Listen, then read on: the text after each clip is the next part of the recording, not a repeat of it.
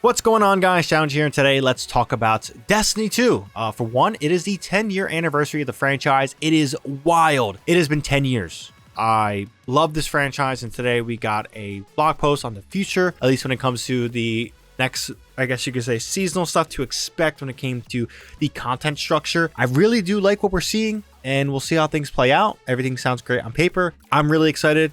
I'll be honest, I don't know if everyone's going to be excited about it, but I will say it is much better than the leaks implied it was going to be, so that is a plus in my opinion. Hopefully Pete Parsons' card collection doesn't get in the way of that. So before we go anywhere, just want to mention, if you guys enjoy the content, want more from me, please consider hitting that subscribe button and bell to notify for when I do drop more content. So let's jump in, talk about some stuff about this blog post. Everything's gonna be linked down below, but one thing that was pretty cool is our vision of the future for Destiny 2, and here's some concept art. You guys can tell this is something new entirely. The concept art here brings back mystery and awe, something that I do think was missing for some time in the franchise, especially post Destiny 2 launch. And it's cool to see that mystery fantasy coming back with who knows what's going on here. Definitely potentially not in our solar system, which I do think is awesome, but we'll see how things go. We won't talk about the story stuff, but they did talk about how there is a new multi-year saga that starts with codename Apollo.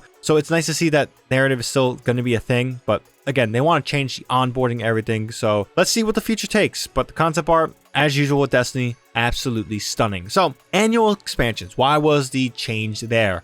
Well, it's not that they're not proud and happy of what they're creating with these big expansions, but they pretty much dominate almost all of their development effort. And they want to free themselves of that and kind of deliver, I guess you could say, Destiny 2 content where they can invest in areas that they feel more impactful to the players, specifically what they say in the blog post. So starting next year, instead of one big expansion, they're going to deliver on 2 medium-sized expansions every 6 months. And the goal is, ideally, each of these will depart from the one-shot campaign structure we've been using essentially unchanged since Shadowkeep, and each will be an opportunity to explore exciting new formats instead. Some of those formats could be like an exploration experience similar to Dreaming City or those Metroidvanias. Another unusual format they could explore is roguelikes or survivor shooters. Again, freshening up the experience and the expansion, and that is honestly massive step in the right direction. Things I love to hear. And honestly, Tyson Green's been around for a long time. This is something we heard when it came to the first concepts and the GDC conversations about the world of Destiny and what this new franchise is going to be.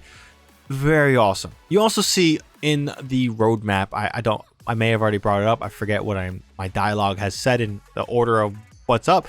You see 4 seasons. Yeah, there's going to be 4 major updates, which are the seasonal updates, I guess you could say. And instead of the 3 we were getting with episodes, they're reverting back to 4. I like that. I'm not saying I'm checked out of episodes, but I think Bungie saw the writing on the wall with the 3 major update formats instead of the 4, and I think it's a good switch. Now, will each update have, like, you know, the expansion has, or at least the expansion has the raid, and then the next update has a dungeon, and then the next expansion has another raid?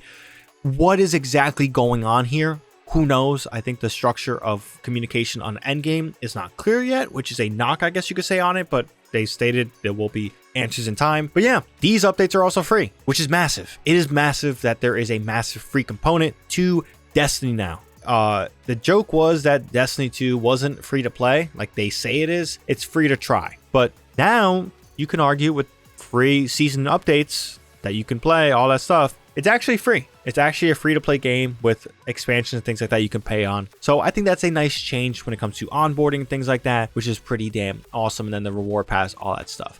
Some things that were really cool that they mentioned was the core activity structure. So core activities were like the stuff you do in-game. And for example, Vanguard Ops. That's getting removed and replaced, I guess you could say, which I think is fine. But they really want to enhance the core gameplay loop that players are used to doing for all these years and make meaningful reward changes. And some of those changes when it comes to activities is kind of a menagerie knockoff, or at least inspired. So like, for example, here on screen, there's the Glassway Strike. You see Expert 3, the Power Level, the Strike, Europa, and you see like these different tiers. There's Advanced 3, there's Advanced 4, there's Expert 1, 2, 3, Master 1. As you can see, there is many modifiers of escalating difficulty. And on the right, you see the rewards: gold, upgrade modules, an engram, weapons, whatever it may be. And then you see the grayed out stuff of what you're not obtaining when you're doing it on this. This is really awesome. I like explaining what you're doing for the player and the reward structure and making a actual comprehensive challenge structure. I do think that Destiny 2's challenge structure has kind of been neutered and simplified, which can be fine, but it doesn't let the game really thrive in what it could be and what we've seen in the past in certain cases. We've seen champions be the challenge answer, and it's just a different enemy type you need to, use a specific loadout for, whatever it may be. So it's nice to see that they're enhancing that. But challenge isn't everything.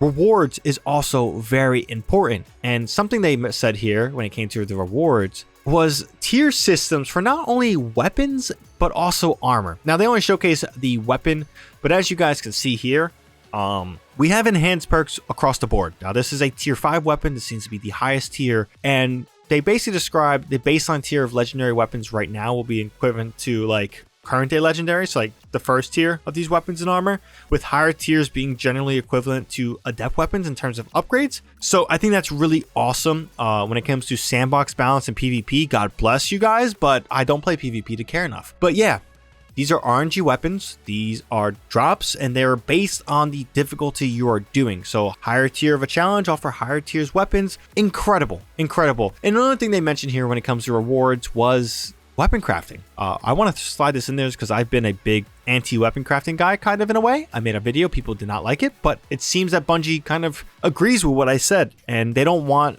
I guess you say, weapon crafting to be the replacement for the weapon chase. They want it to be a catch-up mechanism for players who were unable to get it when it was originally out and it got, the activity got sunset or whatever you want to say. But yeah, they want to use it as a catch-up mechanic rather than the weapon chase mechanic. So everything here, guys, was on paper. There's a lot to go over. There's a lot here, everything down below. But in general, everything got me feeling a lot better about myself and this franchise. So I'm curious to hear your guys' thoughts on this little blog post. If you guys also want to share your 10-year anniversary experience with Destiny, maybe what you were doing when you first loaded into Destiny 1 back then, or maybe you guys started later in the line, like maybe Destiny 2, or maybe recently.